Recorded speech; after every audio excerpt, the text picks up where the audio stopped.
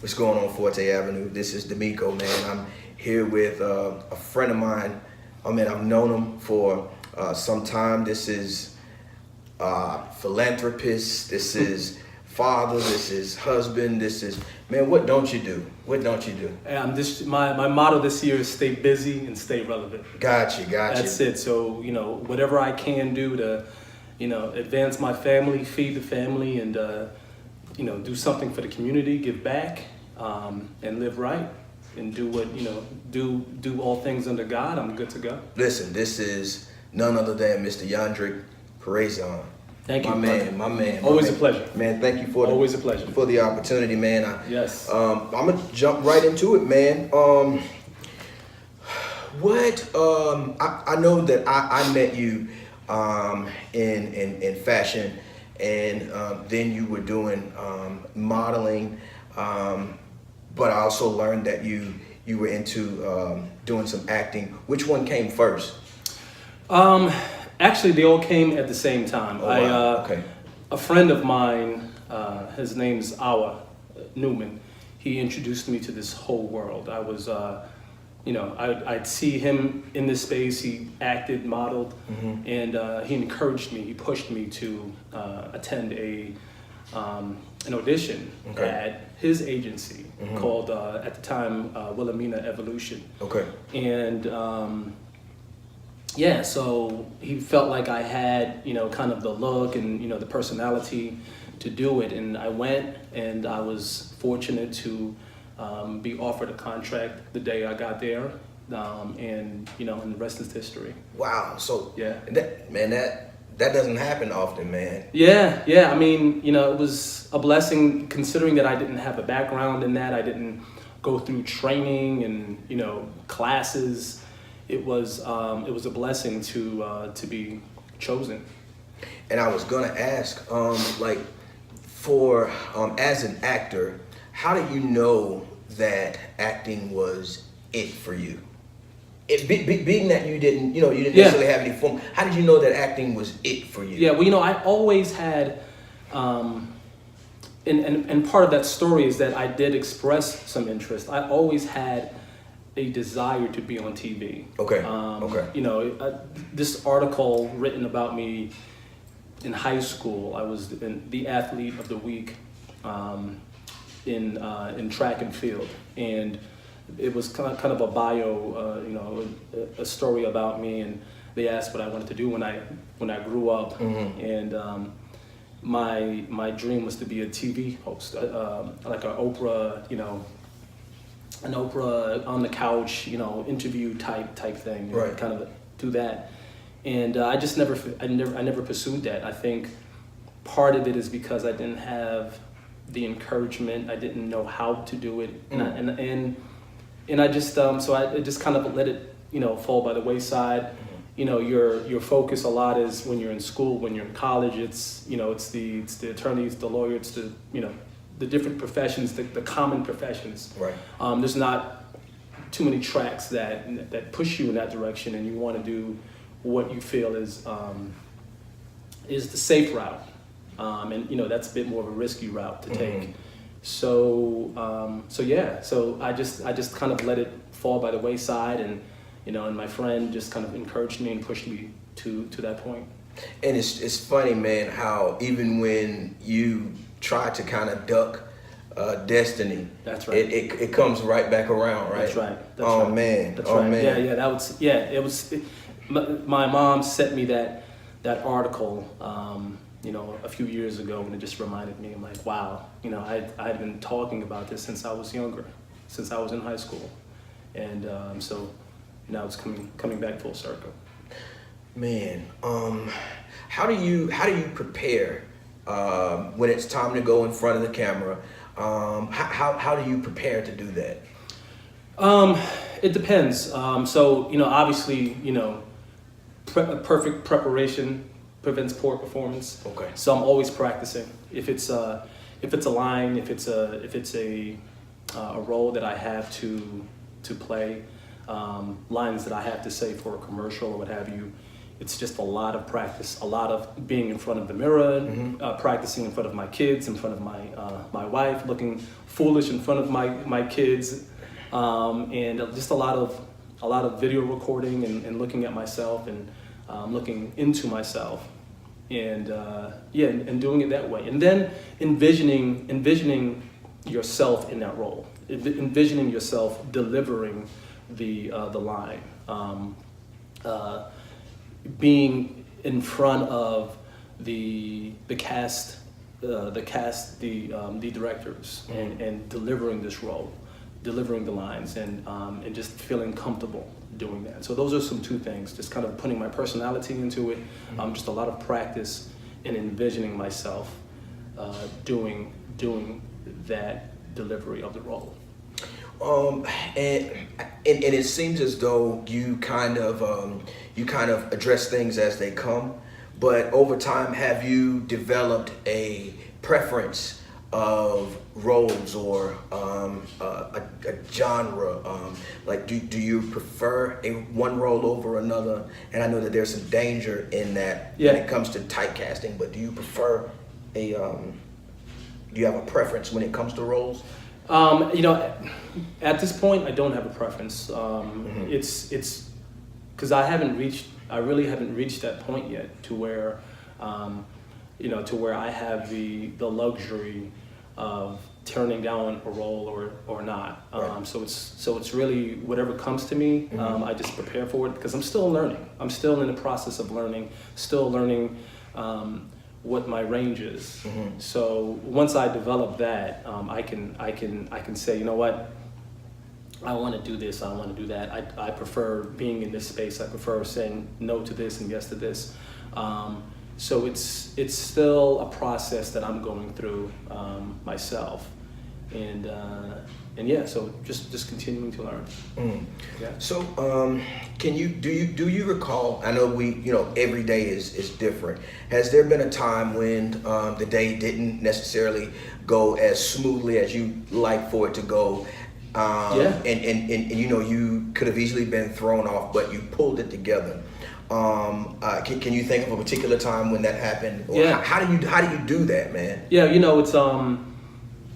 it's funny. I did a commercial for ESPN Applebee's, and I just recall just having not sleeping well the night before. Stayed up. I went to bed on time, just for whatever reason, anxiety or what have you. Got like an hour or two of sleep. Ran late to the actual filming of the commercial. Just a lot of things went wrong. Got lost and just so you're already behind. Right. And your mind is, you've got 100 things going on in your mind. You've got personal issues that's occurring at home. So there were just a lot of things that were happening during that time in my life, and in the family as well. So you're juggling all these things. You've got all these emotions and thoughts and personal matters that you're trying to compartmentalize. Right.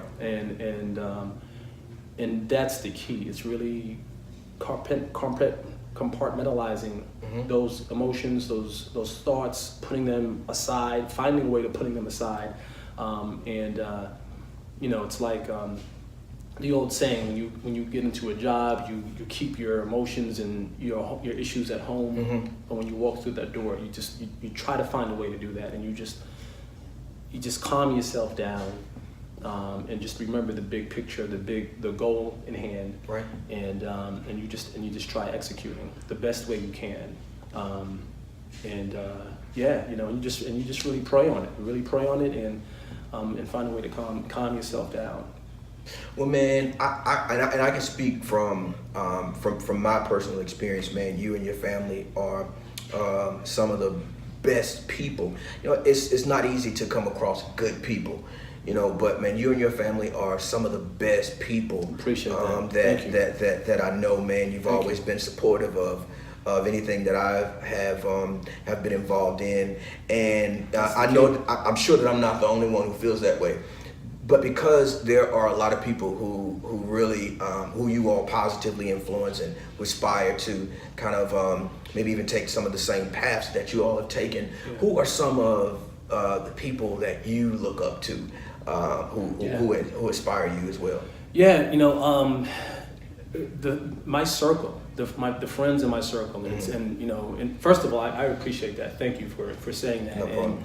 And I fully support. I've always been supportive of you, and the only way to be successful is to support others. That's the most important piece. I try to surround, as we all should, surround ourselves with positive people that inspire you, that influence you. Right. So it's the guys in my circle. Of course, it's my father, my mother. It's there's I've got some mentors that are a bit older than me. So just some men that are here, that are in this community, that truly inspire me, that I call my big brother, right? That I call my brother. It's just really my close knit guys that are just here locally. Right. I could say I can say Denzel Washington or X, Y, and Z, but I don't know those guys. Right. So who inspired me to do well in anything that I do. They don't have to know specifically what space I'm in. They just know that you need to assert yourself a certain way. You need to practice and prepare yourself a certain way, and those guys do it right and inspire me to do it as well. Cool, man. Yeah. Cool. Yeah. Man, I'm gonna tell you, I was on your page and I saw that you and your son were recently on set together. And one of the best moments. And listen, man, I read the caption, and you just talked about how special that was for you. And I think we were together another time, and I recall seeing a picture of you with your son in your lap, and you were typing and you were still trying to get it done. And I was like, man, that is what it's like. But why was that moment so special for you, for you and your son to be on set together? Why was that so special for you? It's those moments that you share that are going to live forever. And you'll be able to look back. It's something, first of all, it's something that you enjoy doing. Right. And you're able to bring in your family, your son, your legacy. It's something. So funny thing is, I took him to my agency to audition. Okay. So audition with 35 people, older, younger, men 60, women, men of all ages, right. From 60-year-old to 5-year-old. To 5 years old, and so you go through the audition process. They come back out. They put us all in a room, and they say, "All right, if I call your name, we're going to assign you today to a contract." And they only called one name. Wow. And it was his name. He was 5. He was 4. And out of 35 people in the room, as I said, older, younger, what have you, and he didn't even understand the magnitude of the situation. I was like, "Hey, you got the contract, right?" He's like, "Huh? Yeah." I was like, "Yeah. Look at all these people, you got it." So he's got the personality. So to be able to bring him into that world and really just have that connection with him, and it was a positive commercial print shoot where it's this really showing just the connection with family, connection with your son, your loved ones, and what better way to do it than to have my young man with me. So, man, that's awesome, man. That's really awesome. And just think, man, he didn't even realize. I think that's how this generation.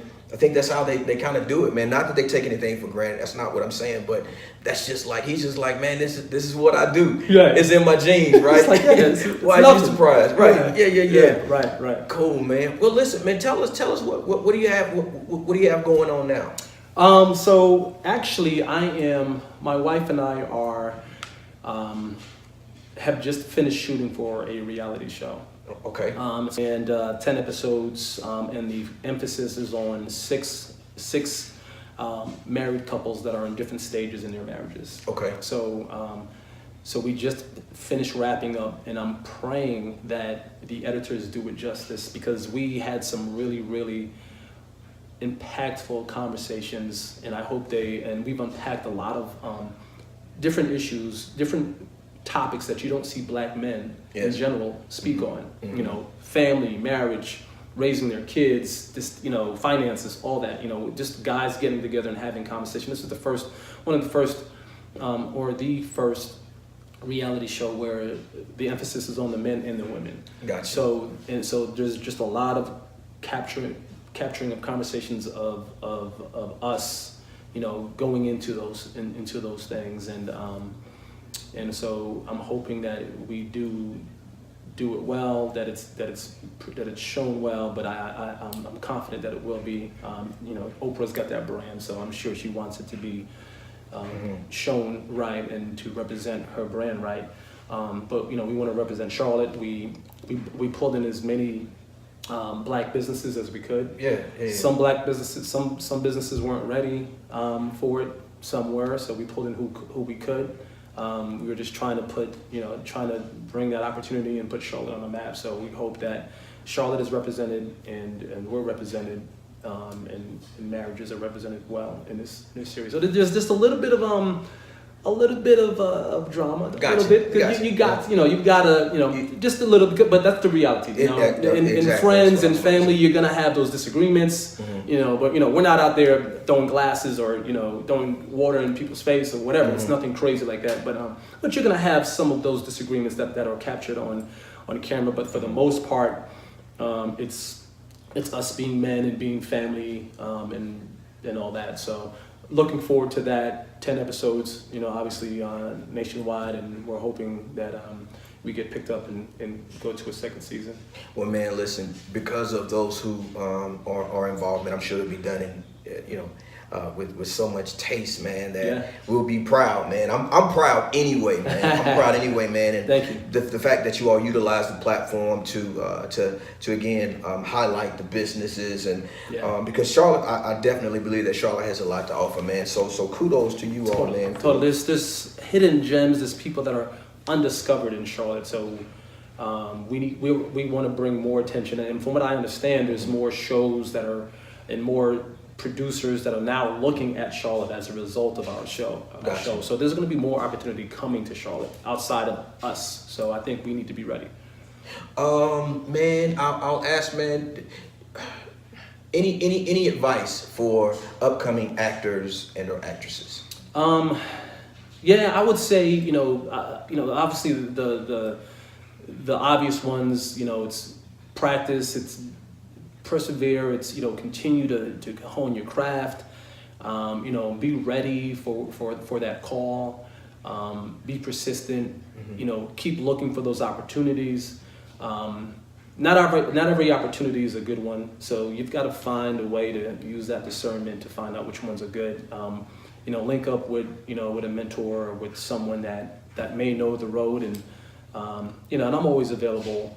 I offer myself to anyone who needs help, or I don't know everything, and I haven't reached the pinnacle. Obviously, I'm not your Denzel, but whatever way I can help, I will. And so we just need more of that to happen, and those guys just need to keep pushing, keep trying to have it, but be prepared, be ready for. It's just like playing ball, and you're on a basketball team and you're not starting, but you want that starting position. Mm-hmm. So when that day comes, and they say, "Hey, all right, your turn. Get on the court. We need you to get in there and shoot that shot." You need to be ready, because if you don't shoot that shot, you're gonna sit down on that bench, and he's not gonna play you for another 10 games. Right. So be ready for that day. Be practicing and be mentally ready for when that time comes.